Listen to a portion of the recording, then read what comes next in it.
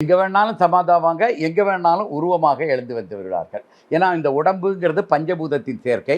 அந்த பஞ்சபூதத்தின் அந்த எந்த அளவுல ஒன்றையொன்று சேர்க்க வேண்டும்னு அந்த கா அந்த இந்த சேர்க்கை விகிதாச்சாரம் தெரிஞ்சுச்சுதுன்னா, அந்த பஞ்சபூதங்கள வச்சு ஒரு உருவத்த உருவாக்கிருவாங்க.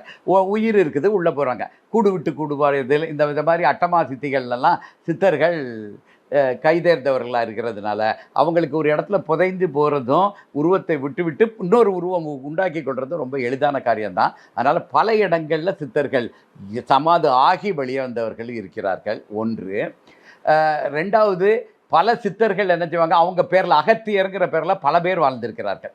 ஆனா, நாங்க பண்ண ஆராய்ச்சிப்படி கோரக்கர்ங்கிற பேர்ல பல பேர்கள் வாழ்ந்ததா அதற்குண்டான ஆதாரங்கள் ரொம்ப இல்ல. ஒரே ஒருத்தர் தான் இருந்திருக்காரு. அப்போ ஒரே ஒருத்தர் பல இடங்கள்ல சமாதி ஆயிருக்காரா?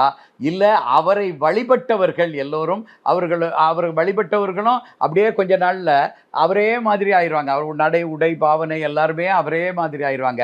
அப்போ மக்கள் எல்லாம் கோரக்கர்னே அத சொல்லி அத மாதிரி இவ்வளவு சமாதிகள் வந்ததாங்கிறதும் ஒரு ஆராய்ச்சிக்குரிய ஒன்று தான். ரகங்கள் பலவிதம், ஒவ்வொன்றும் உலகத்தரம். தமிழக உற்பத்தியில் உங்கள் அனுஜ் டைல்ஸ்.